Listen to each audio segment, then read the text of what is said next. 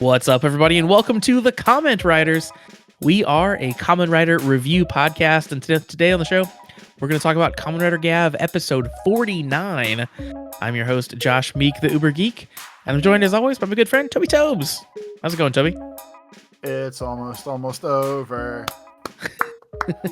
We are at the penultimate episode, second to last episode is what we're talking about here today. Yes, we are rapidly approaching the end of gavv and the beginning of Zets. I can't wait until we go haunt people's dreams. We're gonna go haunt some dreams. We still don't know how we are getting Zets yet, which I'm very curious about because they announced it back when and said it's gonna be broadcast outside of Japan for the first time. We're getting it here in the States and other countries. But we don't know. We don't know anything about it. Like, they haven't said like it'll show up on Sunday on the YouTube channel or anything like that. So I'm curious. Yeah, like I'm just assuming at this point. I feel like, I mean, we kind of talked about it before, so we do this real quick this time. I feel like expecting day of translations is probably too much. So I would say, like, if we're gonna like full English this, like it's a week off probably. Yeah, I mean that would be. I would view that as reasonable. like episode 1 comes. All right, so next week. Let's see dates. So final episode's August 31st or 30th. So first that's the 6th or 7th. So I would say like the 13th, 14th of September. I feel like the English episode of the first episode will be out. But I feel like they can't. I feel like they're not going to like date and time drop everything this time. That just seems unrealistic to me for this brand new idea. It probably is. I kind of hope that they do, though. I hope they figure it out somehow, because I think there's a really fine line. You have an audience. You have a built-in audience, which is exciting, but you have a built-in audience that's very used to just like going and downloading the episode like right when it comes out, right? Or essentially like the day it comes out. Like the translation groups that do the translating are so fast these days that like it only takes them a few hours. So like I feel like if your translations take a week, like the official ones, I feel like there's going to be at least one translation group that's like, nah, screw it, we're still going to translate this day of, and it's just still going to be the illegal version. But I don't know. I'm excited to see what the official version looks like, and like you said, like when it comes out is part of the interest. I'm really interested to see sort of what the whole process looks like. I think to my standpoint, my way it works. So it comes out Saturdays for real, right? Yeah, I think like usually our like the translation happens I'm saying Sunday. like Kamen Rider Sentai Day on Real TV live broadcast is Saturday in Japan. Yeah. So I usually download and look for the episodes Monday before we record. If there's not English versions, like actual English versions, by that first Monday when we watch Zets 1, I'm 100% just not going to watch English version. Like I'll test one out once they get here, but anything beyond that, I feel like is too slow for what they want to do or what they should be doing. That's what I'm saying. Like I don't think it's. I think asking them for like that weekend still is unreasonable. But I'm like to agree with you. I think if it's not going to be that crazy hyper unreasonable timeline, then I'm just not going to care. Like to me, Kamen Rider is supposed to be in Japanese. Like Yakuza games are supposed to be in Japanese. So the English is going to do almost nothing for me, other than just being like, ha ha ha, let's see how this works. Yeah. Well, I mean, like we still have to like understand it enough to know what like the plot is, I guess. But yeah, for the most part, it's certainly secondary to some of like the visuals and all that stuff. But yeah, I think that's the choice that a lot of the existing audience will make, is like, I'm not gonna wait a week. I'm just gonna go ahead and download it like I've always done, if that version is available, the fan translated version. But they could find a whole new audience, I guess, on YouTube that is a little bit more casual, that didn't know that it was happening elsewhere to go seek it out. And that's the interesting side too. If the audience grows because of this. I feel like the other fucked up part too then though is even if it is a week after, which we're saying is a reasonable timeline, then there's spoilers for a week every week.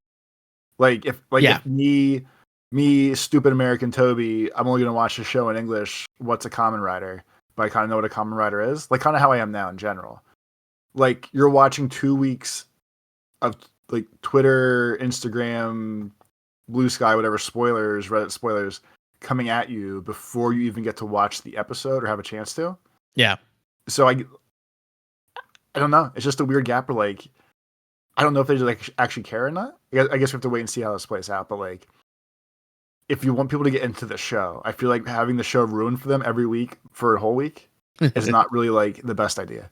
Yeah, I totally agree. Yeah, I think that if they want this to succeed in like the grandest way that it can, it needs to be day and date, and that might not be reasonable for their business that they're running. But yeah, I think that it's not.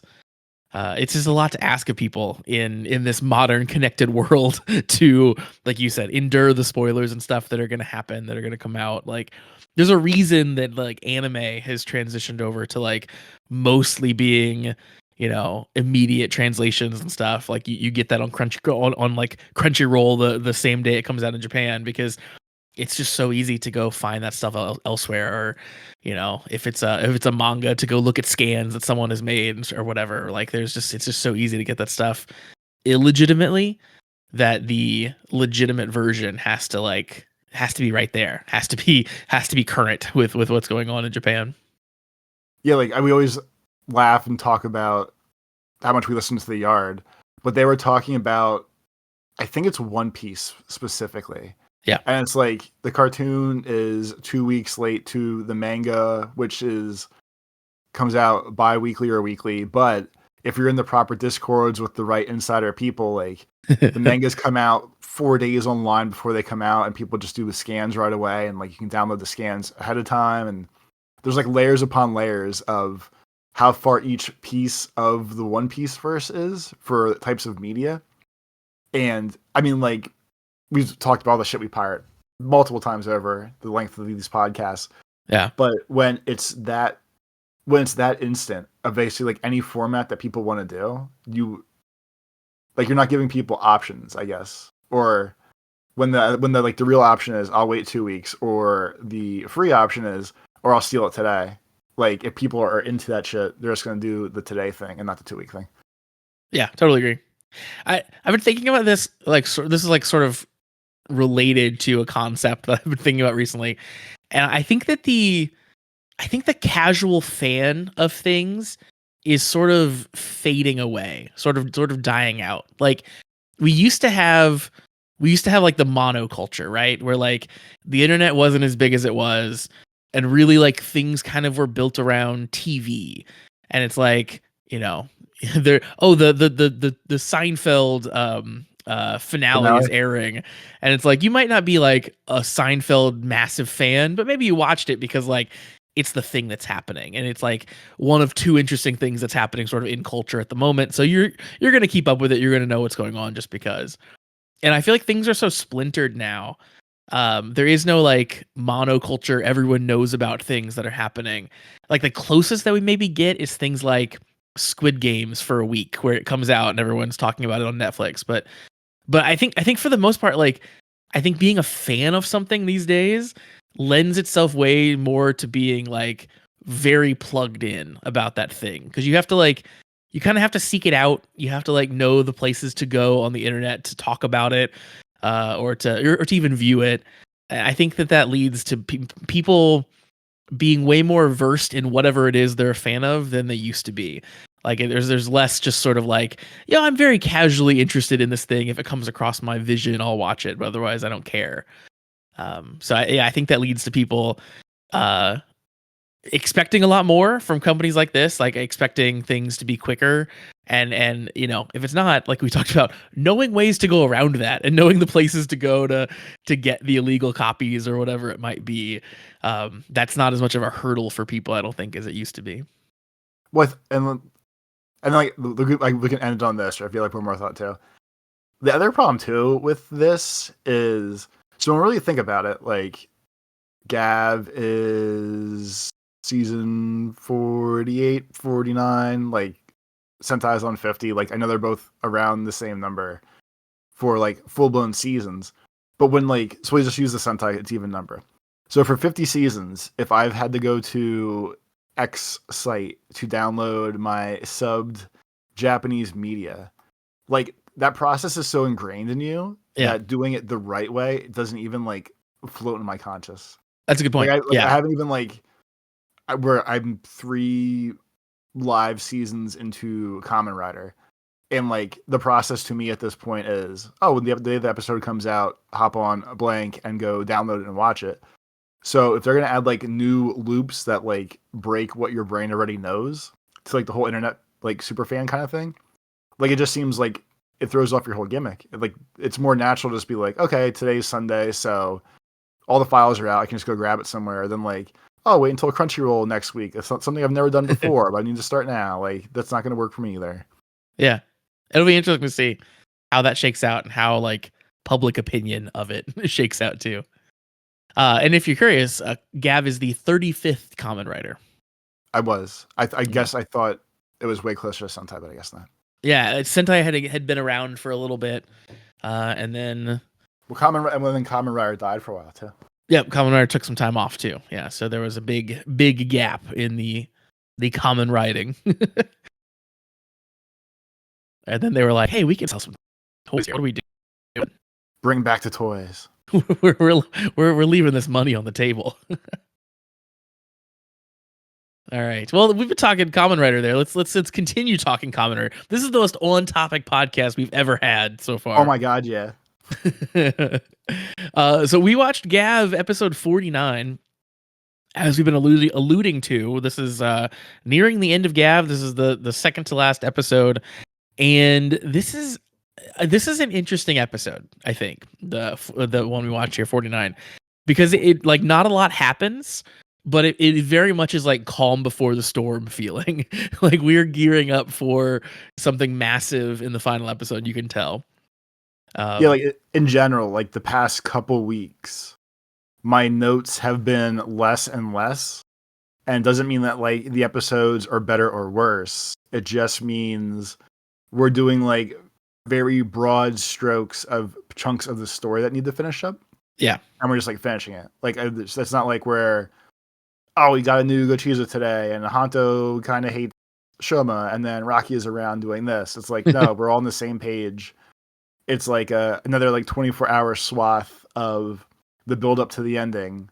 So of course, like not a lot of things are happening. It's just like, hey, we're gonna, double check some things, lock some things down, and go from there.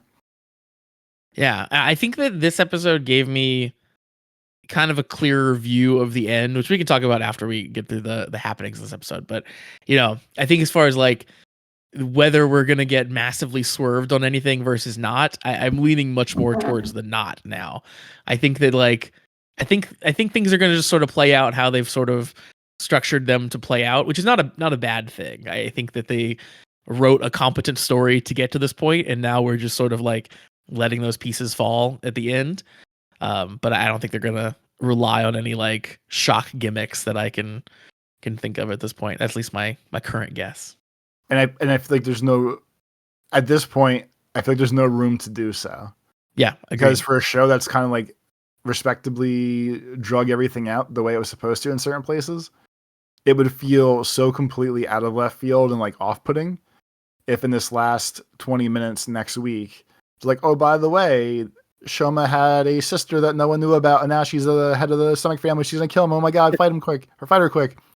Like, it'd be funny. It'd be interesting now that I said it, but that doesn't seem realistic to how the show has done anything until now. And when we get to the ending, like so, we'll talk about the end, like the end of it. But it's just there. Like my whole statement logic last week was the show's just gonna end, and that's gonna be okay because it was a perfectly fine season. Like there's ups, downs, whatever, but it's just gonna be like ending on a fine, this was a show vibe. So we've done it for so long now. It just doesn't seem possible to do it next week in some sort of absurd, stupid way. Yeah, I totally agree. So here in this episode, of course, last time around, we finished off President Boca. It was very hard not to name the episode something along the lines of like killing the president. We have to kill the president. Anything like that. I decided not to get us arrested and didn't name it that, but I wanted to really badly. But President Boca is killed, and of course Longo instantly stabs them in the back, and that's where we open our current episode. Is he kind of tells them like, "Oh, I'm glad the president's dead, but we're gonna keep this whole capturing humans operation rolling. Don't really care what you guys are doing, but here we go." It was even such a base ass like explanation of like they're like, "Why are you doing this? I thought you were just on our side to get rid of the president." And he's like, "Yes, that first part of the plan aligned with me, so I did it. And now the second part of the plan, it doesn't align with me, so I'm still going to do it, but you're just upset about it now." Yeah.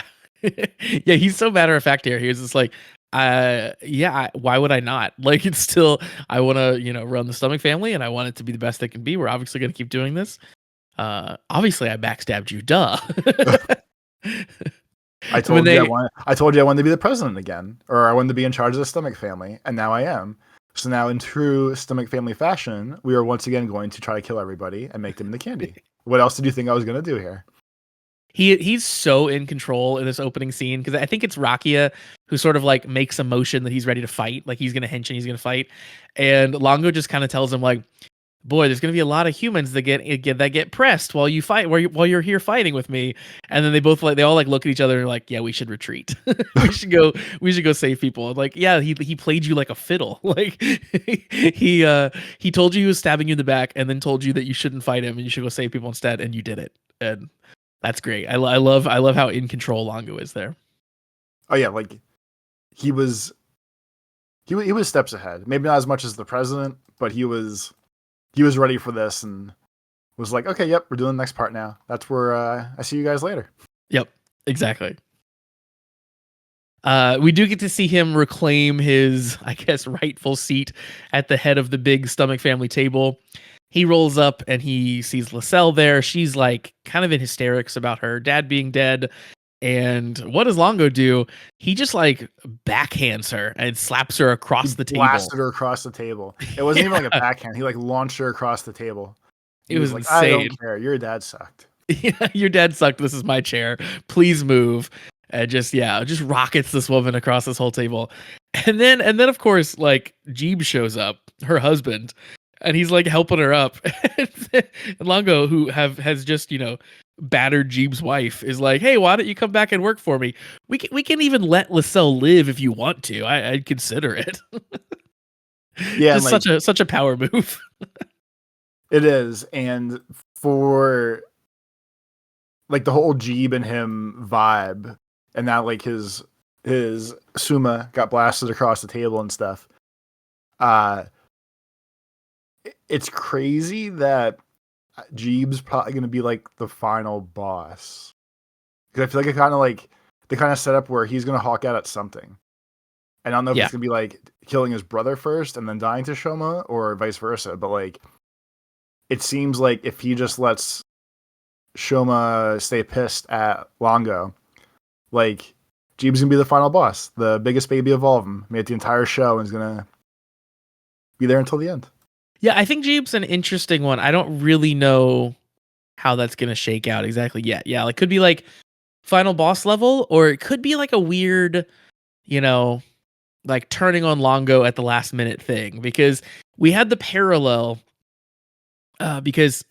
between Boca and Longo, both basically looking at one half of the Jeeb Lascelles pairing and telling, the one closest to them, saying like, "Hey, we can just get rid of them now. Like, we don't need them anymore. We can just get rid of them." Because that's what Boca told Lascelles, and now Longo kind of says something similar here to Jeeb. Like, "Yeah, we can just discard her. If we want to keep her around, you can, but like we're kind of done with her. We don't need her anymore." So the fact that both halves of that couple got told that, it feels like there's like that's building to something, right? It feels like it's building to the two of them realizing that they've been played by everyone their whole lives and just being like, "Fuck this, like we're out." So I almost kind of want to see them like go off on their own and like not really help the common writers, but also like just not be in the stomach family anymore either. Just like go do their own thing. Well, I mean, like, if the if the timeline is Shoma takes out Longo first, I could see Jeeb and Lascelles being like, "Yo, we'll just stop. Yeah, Like, we'll close the door like you wanted. You don't want us to come to Earth anymore and your people. That's cool. Like, just let us fuck around here. Who cares?" And that's it's definitely like a possible ending at this point, where they just want to go be married somewhere and live their little life. That would be like the end of Breaking Bad a little bit. It'd be like Jesse driving off in the car crying. Like it'd be like everyone's been controlling me my entire life. I've never like been my own person until now, and finally like the weight has been lifted. Longo's dead. Everyone who can control me is gone, and I just get to be my own person finally. And it'd be okay. That'd be a solid ending for someone that's basically been abused by the whole show. Yeah. I mean, totally, right? Like, think about, obviously, Shoma has not exactly been treated fairly by his family, but like Jeeb has been like cast out and experimented on and emotionally manipulated by every single character in this show, like every single family member that he has. So yeah, he needs to have that Jesse Pinkman moment for sure. Longo, of course, sits down on the throne and is very pleased with himself. And then back in the human world, we're kind of just in sort of like regrouping mode for a while. So Shoma, Hanto, and Rakia find out that, you know, sections of the city, people are missing because they've kind of been heading out to get pressed and to get taken away by the agents. And of course, they are tired and beaten and bruised. So they kind of like hole up for a while and talk about, you know, what to do next. And at some point, they do talk to Sachika, and she's okay. The uncle is okay, and they start making snacks. Right, the only thing that she can do is make snacks for when Shoma shows up, and he needs to make some gochizos. So she starts in on her work, and the uncle starts helping her. So that's kind of the mode we are in the middle of the episode, is like everyone is just sort of like building for what's next. Yeah. I did really like that the uncle is confused at first of just like, why are you making snacks right now? This is crazy. And then he kind of realizes like, oh, my sister was like this too, right? She just needed a good snack to get through the tough times. So he launches in head first. He was like, you know what? I got this. Let's go. It's the moment I was born for. And that was very cute. They finally decide on a plan here because they decide that, or they get word from a Gochizo is what happens next, that an agent has come through a door, and they know that the anthropresses are getting ready to get taken away. But if an agent came through a door, they also would be able to slip back in to the Granute world. And they decide to do just that. They're going to go back in and try to, maybe destroy the factory for the presses, and certainly try to capture those presses back. And as they're kind of like heading out, it starts to rain, and Shoma gets the idea for how to defeat all of the hypnotizing Gochizo that are currently all around the city. So they split up here at this point, and they have like kind of a very touching moment between the three of them, which I liked this scene a lot, where they all are kind of like thanking Shoma and like sort of like knowing that like, hey, this might be it, and we're gonna part ways here.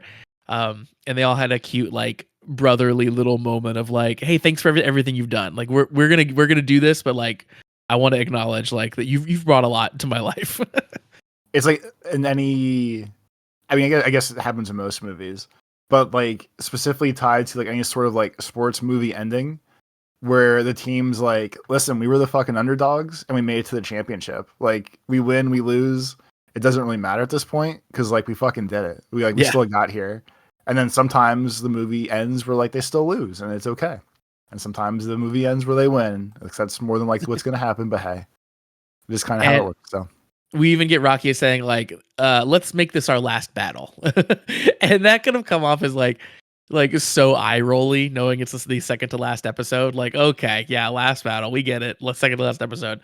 But it worked here. Like it feels like they've like written it to a crescendo that this is definitely the correct time to have the last battle. So Shoma opens the door and the two of them head in, and then Shoma runs off to head back to Happy Pare, where he finds Sachika and he tells her that she needs cotton candy stat, which I thought was great. So of course he runs in, he needs cotton candy, and at some point it becomes too complicated to continue to lie to the uncle. So Shoma gives him essentially just enough knowledge that he needs, and he kind of figures out at the same time that they're the common writers. So Shoma kind of explains like, yeah, we all lost family due to the agents and the process and all the granoots. So we're trying to protect people now. The uncle's immediately on board. Of course, I got to help out the common writers. So let's make the shit out of this cotton candy. Here we go. Yeah, and and then a little later in the episode, they have like a flashback to the actual cotton candy making. And again, it's just this whole episode is just pure like happy movie ending montage bullshit, basically. Yep. Like the little flashback for the cotton candy was like, oh, here's Rakia's unpoisoned spray. And they're like, tee hee hee, watch us make cotton candy together as a family. This is so much fun. And then Shoma flies through the skies and cotton candy's the world, which I thought looked fucking ridiculous, but also hilarious. Yeah, that was goofy, but like goofy in a way that fits the world they've built for sure. So yeah, he uses the cotton candy gochizo to float up in the air and then makes a cotton candy cloud. And then yes, the rain that comes from the cotton candy cloud washes over everyone and transports the antidote to everybody. Because they put it in the cotton candy. That's what we find out in the flashback. They put the antidote inside the cotton candy. The only place it could be. I really loved the part where he's eating cotton candy and he's just like, he's so joyfully like just doubting his cotton candy, and they're so like diligently feeding it to him, just like more. What a great scene. And then like we haven't had to have a nice gochizo reveal for a long time now. That's true. One last time he was like, he hossed it down. And his uncle is like, oh, what's happening? And he goes, oh, it's just a gochizo, watch. And he pops out his little tummy and little cotton candy chizo comes out. And we're good to go. The first time that a gochizo revealed itself to the uncle's scream was great. He like he so overreacts to it. It is perfect. He gives out this big scream and like falls backwards. So good. Yeah, like he like Sachika had a very good turnaround time of what the fuck is this insane world that we're in? And to, yeah, I'm in this insane world. Let's go. I'm in this insane world, and my role in it is making cotton candy now. That is my calling, and that is how I can fight for freedom. Here we go. In the stomach world, very quickly, Hanto and Rakia get to the Anthropress factory, and they just start fucking shit up here, man. They're just blowing machines up, and they kind of like destroy the whole thing, which is great. And they end up with basically a giant like rolling tub full of Anthropresses. So, thousands and thousands of people, clearly. And they start to kind of get away with that, but they, get attacked and they get shot so much that they're kind of forced to dehension, and they're kind of hiding, knowing the enemy's about upon them. And Rakia decides to do the selfless thing. He's going to stay behind and fight all the agents, while Hanto tries to make his way out to a door so Shoma can open the door and get them out. So Rakia is left behind. We get a final little goodbye moment between the two of them, which is appropriately Big Brother-esque, It's like, yeah, get out of here type of vibe. It's that mixed with like they both vaguely recognize it as this could be like a death wish kind of move. Yep. And Rakia, as the big brother, knowing that he caused, I guess, more of the issues than Hanto did and stuff. Like his quote was basically not in the most like non-douchey, but like still like a little jab kind of thing. His statement was basically, well, like you're actually a human and I'm not. So like you should actually go back and save the humans. You know what I'm saying, bud? And then Hanto's like, yeah, okay, that makes sense. I'll go. He essentially is like, I'm stronger than you, right? That's really what it boils down to. It's him just going like, yeah, I'm the one who's cut out for this, not you. Sorry, man. Which is totally intentional. That's the perfect like loving put down that they would give each other, I think. Yeah. Yeah, I thought that moment was really good.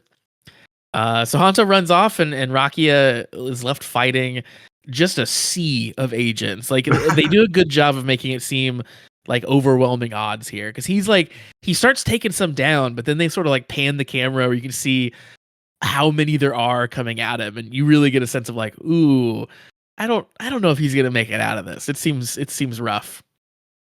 I'm gonna assume all the heroes are making it out. Like we had the Dente death forever ago Yeah. now. Everyone's lost people already. It seems wild to me that like Rocky is gonna die there.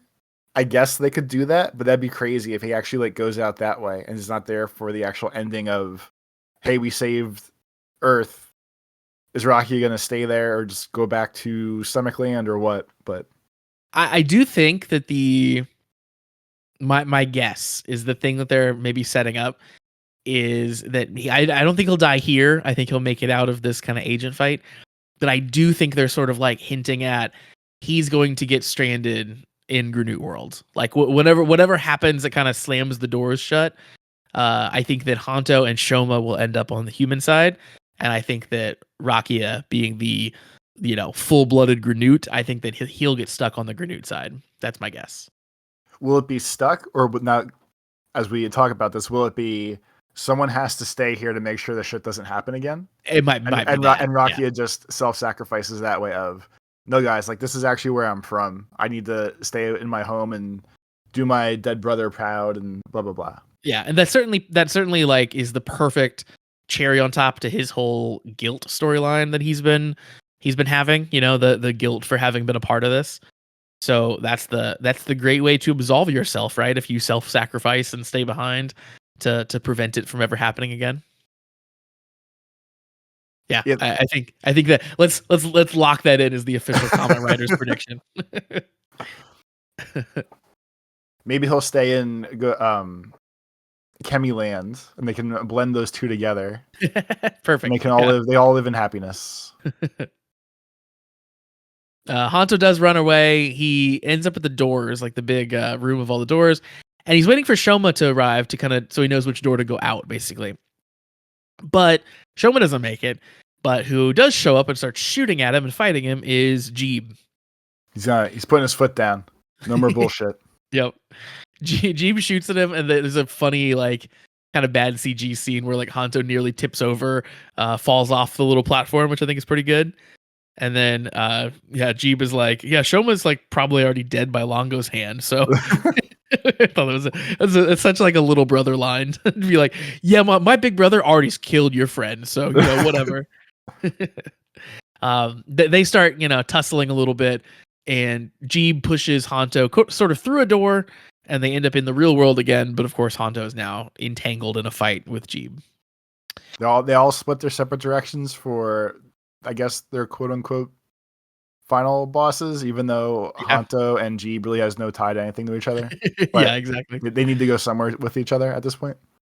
And Shoma ends up at, I guess, an amusement park, and he gets confronted by Longo. Longo shows up there, and Longo kind of has this sort of like air of disappointment in his voice, because he's like, man, I didn't think you'd be able to stop all the hypnosis, but I guess I'm going to have to kill you now. Like, I'm going to make sure this doesn't happen again. We're still getting to the end of this timeline somehow, buddy. Yep. So yeah, you're totally right. Everyone's sort of set up there for like the final confrontation now. So that's really what I'm saying when I talk about like this feels like very calm before the storm, and we're just sort of like slowly shifting the pieces into the right place for like the big battle at the end. Yeah, everyone's there. Everyone's right where they need to be, and they'll all do their little things and hopefully get back together. But we'll see. And I guess we'll go from there. Like this episode compared to others at this point, like there's just not a lot to talk about other than Yeah. our vague speculations of what next week is. Because this was just like, hey, we did our prep work. We have our like munitions lined up. Everyone's ready, and now next week we just go to battle. I do really appreciate that it's so easy to make the like penultimate episode be the thing we've seen before. Like XA did this really bad, where it's like, oh, it's like the first health bar of the enemy, right? Like, we have our big battle and we think we've won, but like the audience knows we haven't because there's one more episode. But like then at the end, it's like, oh my god, he's not actually dead. We have to fight him again. So I really appreciate that wasn't what happened here. You know, they're not insulting our intelligence. We're gonna have a final showdown with Longo, and it's gonna be next week, and ever that makes sense. Yeah. Yeah. So that's at least good. but yeah, it ends up with an episode that is like not bad, but yeah, not a lot to like really chew into for the most part. But we do have, Toby, an email to go over this week. Of course, our email address is cast@commonwritersucks.com. Once again, that is cast@commonwritersucks.com. And our email this week comes in from our friend Shade. Shade says, imagine if your evil plan was foiled by cotton candy. Yeah, of course. Yeah, that's a real like Looney Tunes-esque world you're living in at that point, right? Just all bets are off. Shade says, surprisingly, there's no major news this week, which is strange because Zets is starting really soon, and they haven't updated any info on the Western release of Zets. Here in Vietnam, we just got our update on when and where the show's airing, so it feels a little weird for the Western side to not have anything. And then I think Shade was going to tell us about the Vietnamese plans, but then maybe it got cut off. So I don't have the details of that, but I'm very curious, Shade, if you want to write back in to hear what the details are for your Zets airing, because yeah, we don't know what's going on, and I'm curious what your whole process is. I tried Googling a little bit too, and I couldn't figure out I couldn't find any news articles about it or anything like that. So I don't know. We'll have to see. Shade says, anyways, although there's no news, I did find a bunch of translated interview clips. So Shade shares those here. Certainly some fun ones. One is Shoma's actor talking about how he met Zetz's actor for the first time in the bathroom. No better place to do it. Yeah, apparently there's a bathroom in Toei where a bunch of the actors will brush their teeth after lunch, and they were in the teeth brushing line. And Zetsa's actor turned around to Shoma and like very politely was like, "Oh, I'm in an upcoming Kamen Rider show, and nice to meet you." The dynamic in that little clip is very funny too, because Shoma is very like soft spoken, and as a character is very soft spoken and like kind of like not the one to make a joke and stuff like that. And in real life, it seems like Shoma's actual actor is the opposite of that. Like he is the one who is like making that interaction funny, and he's really playing up the joke of it all, and like he's doing a funny impression of Zetsa's actor and stuff. Like he's the funny guy, which is great to see when the actor is completely different than the character. They also in that clip, yeah, go ahead. Yeah. Oh, some of the Zets promotion stuff says that it's going to be simulcast in countries around the world. Oh.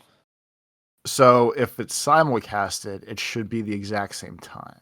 Yep, that's exciting. That's what we want to have happen. If that's the case, then I'll watch it, but maybe I'll watch both the first week and see which one I like better. Fingers crossed. So also in that little clip there of the two of those actors, they very thoroughly call each other cute. Shoma's actor's like, oh yeah, my first impression was he was very kawaii. And then Zetsa's actor is like, yeah, I think he's like very kawaii in everything that he does. He's just so cute. Shoma saying it seems on brand. I don't know the other person to judge yet, but like Shoma in character on the show 100% seems like he'd be like, oh, that guy's cute, he's fun, or like, yeah, agreed, he's my buddy, like, oh, I love hanging out with you kind of deal. It was certainly very cute. The next clip that Shade sent us along was it was like a stage show for a bunch of kids, and it's kind of all the actors from the show, kind of going around the line. So first, Shoma's like, "Hey kids, do you like snacks?" And all the kids are like, "Yeah, we love snacks." And then it is I think Hanto's actors next, and it was like, "Yeah, do you kids like to eat your vegetables?" And the kids like, no." And then Rakia gets to go next, and he was like, "Yeah, do you kids like side dishes?" Do you want to eat rocks? And the kid's like, And then Nielv goes, and Nielv's is, "Do you kids like dark confections?" And all Everyone the kids scream. and got into it. Yeah, all the kids scream yes. And then Shoma is like, "No, no, no, no, no." So it's very, very good. So yeah, fun clips there that Shade sent along. And then we jump into the producer's blog after that. Shade says, to start off, the producer, Naomi Takebi, talks about Longo's actor, Takashi Tsukumoto is his name. She talks about how ever since Boko was introduced, it was already decided that Longo would be the last one standing. On set, Shoma's actor learned a lot from all the scenes they had with each other, going as far as taking notes of his advice down in a notebook. That's so cute. Producer Takebi also talked about how despite having to wear his costume in the summer heat while waiting for the long green screen setup, Longo's actor is still the nicest guy ever, and they talked a lot about his time in the movie Battle Royale in between takes. I didn't realize that he was in the movie Battle Royale, which is neat. I didn't either, but but Battle Royale is a good movie. It is a good movie. Shade says, by the way, if you guys don't know, Longo's actor is easily the most experienced actor in the cast. He was part of the main cast in the movie Battle Royale, which is one of the movies that popularized the concept of Battle Royales in the first place. And besides Battle Royale, he also played a part in, Toby, you're going to love this, a spin-off Yakuza game. Which one? So he was in a Japanese-only spin-off game for the PlayStation 3 called Ryu ga Gotoku Kenzan. So I think that's on my list of games to play. It's set in the Edo period. So it's one of the like old-timey ones. Oh wait, no, the PSP crazy Japanese game is on my list. Oh, okay. Say it again. Ryu ga Gotoku Kenzan. I'll copy and paste the text to you. Well, the RGG part is the devs of all the Yakuza stuff. Oh, okay. There you go. So Kenzan, I guess, is the name. But yeah, he's I guess in that there's a great picture of him here where they've like done like their face mapping technology to like put his actual face in the game. So it's just a young version of Longo in that game. Perfect.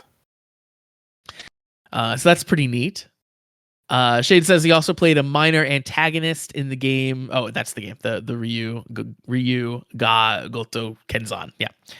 According to Wikipedia, this is the first game in the series where the game's main characters have their face modeled in 3D after their voice actors who are Japanese celebrities, and one of them is Longo's actor himself.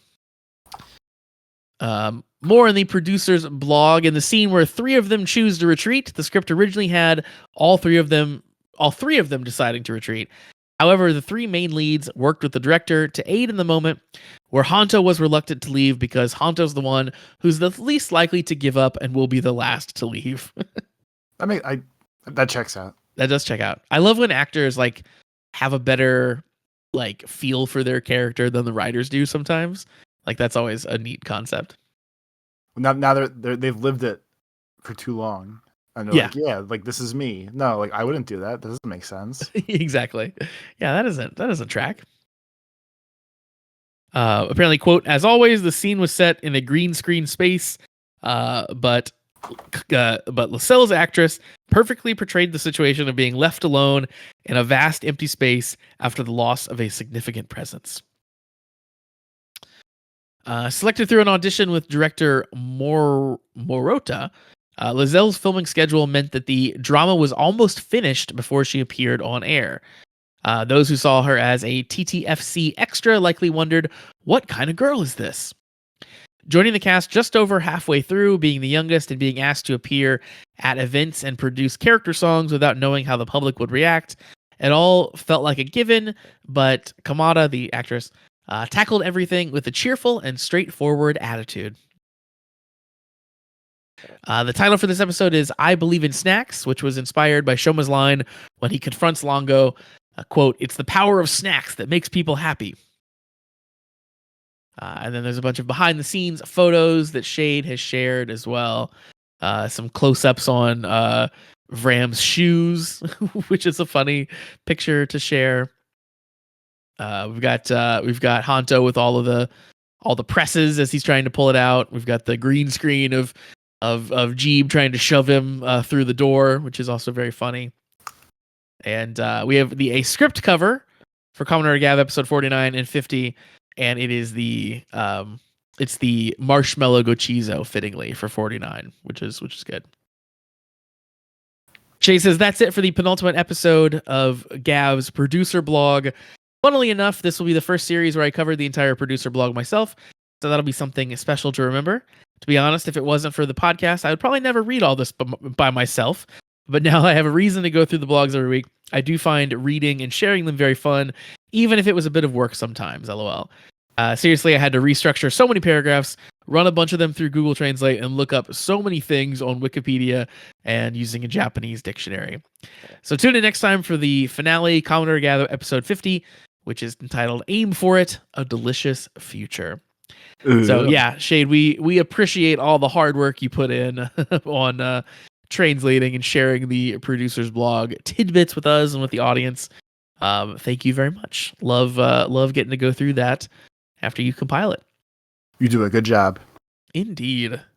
You get the comment writer's gold star. Woo! We're only handing out one of those, and it goes to Shade. You're the cotton candy gochizo of our life. Yeah. We can use you to make rain and get the antidote to the entire city. All right. So again, that's our emails for the week. Our email address is cast@kamenridersucks.com. If you would like to send in an email, it doesn't have to be a big, exhaustive, thoroughly researched email like Shades is. It can be about anything that you want, anything you want to tell us, anything that you'd like to share. And yeah, especially if we get into Zets and you start getting people into Kamen Rider for the first time, I'd love to hear your thoughts and experiences on that too. So write in with all that stuff and cast@kamenridersucks.com is where to send those email addresses, those emails. That's the email address. And of course, Toby, we do have a Patreon. I shockingly haven't mentioned it yet this episode, but patreon.com/thecommentwriters is where you can find that for $3 a month. Not very much there. You get access to all the bonus content that we put out every single week. We currently are watching through Dawn Brothers and Goes Yuger, so a couple of Sentai. If you want to check out our thoughts on Sentai, you hear about Kamen Rider every week. If you want to see what we think about Sentai, you can go sign up for the Patreon and check that out. We previously have watched through all of X8, all of Boon Boomjer, all of Kamen Rider Black Sun. There's tons and tons and tons of stuff up there on the Patreon for you to check out. And you also get access to the Discord. You can join in all of our discussions all week long over there. So again, patreon.com/thecommentwriters. If $3 a month is too much for you, that's okay. We do have some free stuff up. You can follow the Patreon for free. And the first episode that we do of all of our series is free. So you can watch all those to see if it is something that you might want to sign up for. But no pressure, whatever you want to do. So check that out, patreon.com/thecommentwriters.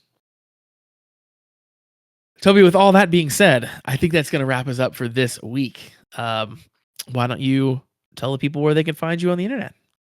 On Twitter, it's Life of Tobes. On YouTube, it's Tobes Plays. And on Retro Achievements, it's Tobes Plays as well. And for me, you can find me on Blue Sky at meek.lol. You can find the show on Blue Sky at kamenridersucks.com. And we hope that you review the show wherever you possibly can. Follow the show, share it with friends. Every little bit there helps. So next week is a big one. You guys better tune back in. We're going to talk about the finale to Kamen Rider Gavv. I'm sure there will be a lot to talk about. We'll do some sum up conversations about the show as a whole. And hopefully we'll be able to look forward a little bit on the week after in Zets. So we do hope you come back for that. But in the meantime, we hope you have a great week, everybody. Peace.